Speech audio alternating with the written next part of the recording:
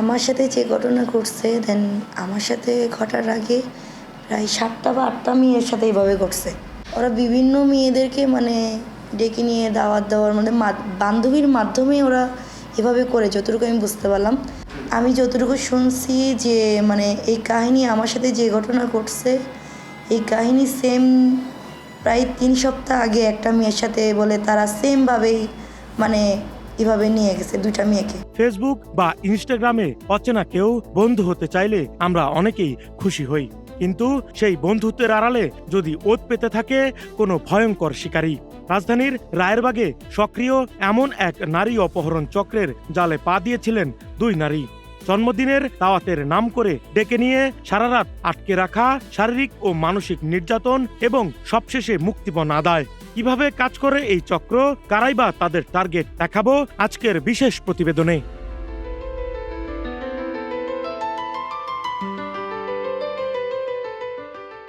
স্বপ্না গুলশানের একটি ক্যাটারিং সার্ভিসে কাজ করেন।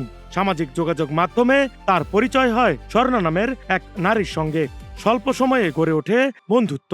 একদিন স্বর্ণা তাকে দাওয়াত দেন এক বন্ধুর জন্মদিনের পার্টিতে। সেদিন রাতে স্বপ্নার ওপর যে মানসিক মেঘ ঘনীভূত হয়েছিল তা তিনি আগে বুঝতে পারেননি।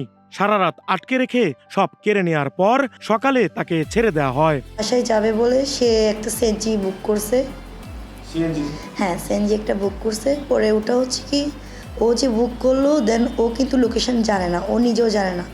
পরে মানে ও বলছে যে মানে যারা এই জিনিসটা করছে তারা হচ্ছে কি মানে সিএনজিওয়ালাকে মানে ফোনে কথা বলে বলছে যে মানে অমুক জায়গায় আসতে। আমরা তো মনে করছি মিরপুরে। পরে এটা তো পরে দেখতেছি যাত্রাবাড়ি। প্রথম ছিল মহিলা, পরে পরবর্তী 10 মিনিট পরে 2টা মানে ছেলে আসে। 2টা ছেলে এসে আমার ওই বান্ধবী, আমি যার সাথে যাই, তাকে জিজ্ঞাসা করে যে মানে ওই তার বেস্ট ফ্রেন্ড নাকি তাকে বলে এখানে মানে বিক্রি করে দিচ্ছে, এরকম কিছু জানি না। পরে এটাই পরে ওরা এখানে একটা SMS দিছে, কীভাবে জানি না, সেটা আমি বলতে পারি না। পরে মানে ওরা অনেক করছে, মেয়েটাকে মারছে। মারার পরে হ্যাঁ আমার ওই বান্ধবীকে মারছে। পরে হচ্ছে কি মানে ওরা 2টা ছেলে ছিল, লম্বা একটা মানে ছুরি ধারালো, সেটা বের করে মানে ওর গলায় ধরে বলতেছে কি নয় আমি বা ও যে কোনো 2জনের মধ্যে 20,000 টাকা দিতে হবে। মানে মেবি প্রথমে দাবি করছে হচ্ছে কি 30,000 টাকার কথা। পরে যখন ও কান্নাকাটি করলো দেন তখন বললো যে তাহলে তোমরা লাস্ট 20,000 টাকা দিতে হবে, তাহলে তোমাদেরকে ছাড়বো না। পরে এইভাবে করে আমাদের মোবাইল নিয়ে ফেলছে। মোবাইল নেওয়ার পরে পাসওয়ার্ড নিচ্ছে। পরে বিকাশে টাকা ছিল, মানে ওই দিন হচ্ছে কি স্যালারি পাইছি, তো স্যালারির সব টাকা ওরা রেখে দিছে। স্বপ্নার ঘটনার মাত্র কয়েকদিন পর একই ফাঁদে পড়েন মুনা। কৌশলটা ছিল একই, স্বর্ণার সাথে বন্ধুত্ব এবং জন্মদিনের দাওয়াত। যেখানে যাওয়া হয়েছে স্বর্ণার মাধ্যমে, স্বর্ণার সাথে আমার বেশ কিছুদিনের পরিচয় ছিল। তো আমাকে হঠাৎ একদিন মেসেঞ্জারে মেসেজ দেয়, দেওয়ার পর আমি ওর মেসেঞ্জারে অ্যাকসেপ্ট করার পর কথাবার্তা বলি। তো আমাকে একটা পার্টির কথা বলে যে এখানে একটা অনুষ্ঠান আছে, আমি যেতে পারবো কিনা। আমি বললাম আমি তো অসুস্থ, এখান থেকে তার একা যাওয়া পসিবল না, তুমি যদি সাথে থাকতে ভালো হতো। তো বললো যে আমি আমার এখানে আছি যাত্রাবাড়িতে, তুমি চলে আসো। তো 3 দিনের আগে কথা হয়েছে।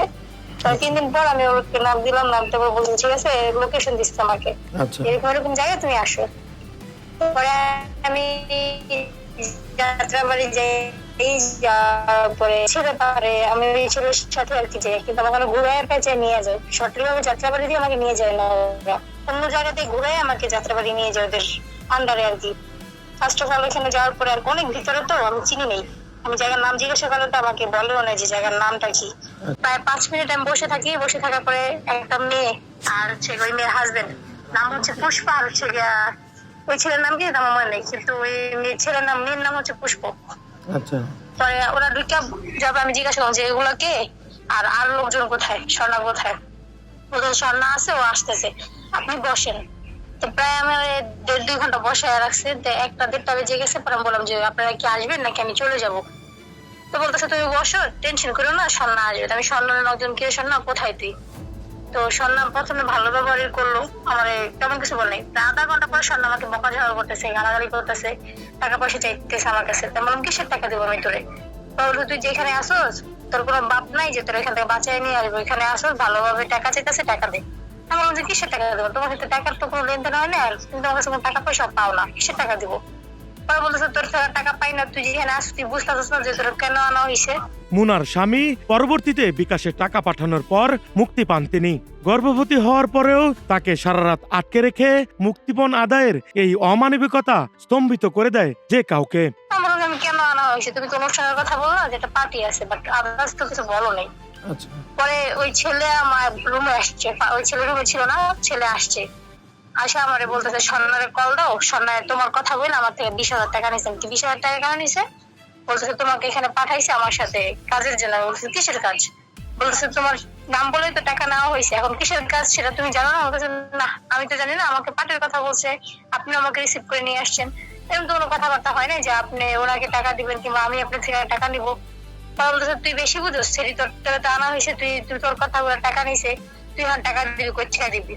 আমি আপনার থেকে টাকা নিই না, আমি কিসের টাকা দিব? এ কথা বলো তো আমাকে চটকনা মারছে।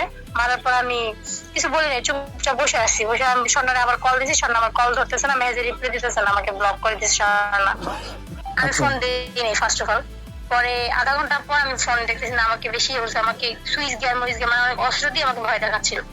পরে আমি ফোনটা লক খুলে দিই, লক খুলে দেওয়াতে বলতেছে না লক খুলে না, লক দেখা, তোর ফোনের লক কি? পরে আমি ফোনে লক দেখানোর পরে ওরা আমার জিমেল টিমেল সবকিছু নিয়ে নিছে। তারপর আমার হাজবেন্ডের কল দিতেছে, বলছে তোর ফ্যামিলি কে কে আছে, নক দে, নক দে, টাকা চা, টাকা আনা, না আমি তোর এখানে ছাড়বো না। তাহলে ওরা বলতেছে আটকে দিতেছে, বুঝছো তো, তাহলে টাকা আনা, টাকা না আনলে তুই এখানে যেতে পারবি না। তা আমি সারা রাত ওখানে বসে, সারা না খায় না, পানিও আমার খাইতে দেয় নাই, আমি ওইভাবে বসে ছিলাম। পরে হচ্ছে গিয়া আমার কাছে টাকা ছিল রুম ভাড়ার, আমার বাসা ভাড়ার টাকা ছিল, আমার হাজবেন্ড আইনা দিচ্ছে আমার কাছে 9,000 টাকা, আর আমার ব্যাগে একটা রূপার চেন ছিল, তো ওইটা আমার ব্যাগ হাতে ওরা নিছে। ইভেন বলছে আরো টাকা আনা। পরে আমি টাকা কোথা থেকে আনা, আমার কাছে কোনো টাকা পয়সা নাই। বলছে আপনারা যা নিছেন এগুলোই আছে, আমার কাছে কোনো টাকা পয়সা নাই। বলছে তোর টাকা আরো আনাইতে, ওনারা তো এখানে যেতে পারবি না। পরে আমার হাজবেন্ডের কল দিলাম আমি, আমার হাজবেন্ডের কল দেওয়াতে আমার বোনের বাসা আসে, আমার বোনের বিকাশ থেকে 7,000 টাকা নিছে আরো।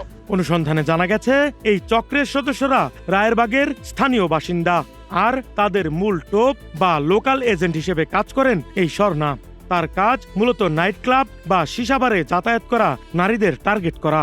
প্রথমে গড়ে তোলেন সুসম্পর্ক, এরপর তুলে দেন মূল চক্রের হাতে। কাজ শেষে ভুক্তভোগীকে সব জায়গা থেকেই ব্লক করে দেন তিনি। কেন তারা আইনের আশ্রয় নিচ্ছেন না?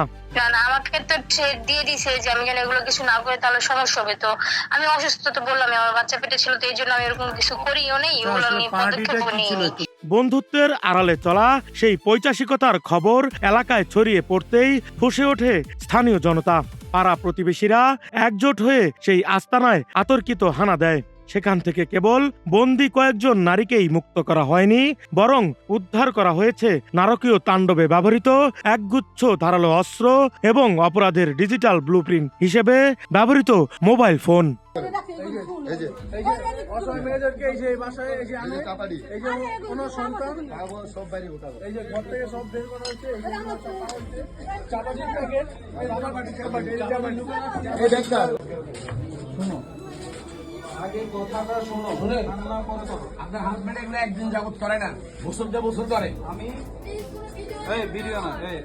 আপনার সামান্য অসতর্কতা আপনার জীবনকে নরক বানিয়ে দিতে পারে। অপরিচিত কারো সাথে ঘনিষ্ঠ হওয়ার আগে 10 বার ভাবুন। ডিজিটাল দুনিয়ায় বন্ধুত্বের আড়ালে লুকিয়ে থাকতে পারে ভয়ঙ্কর কোনো অপহরণকারী। অপরাধীরা রায়েরবাগ বা যে কোনো এলাকায় খাপটি মেরে থাকুক না কেন, আপনার সচেতনতাই হতে পারে তাদের বিরুদ্ধে প্রধান অস্ত্র। রাকিব হাসান, নাগরিক প্রতিদিন।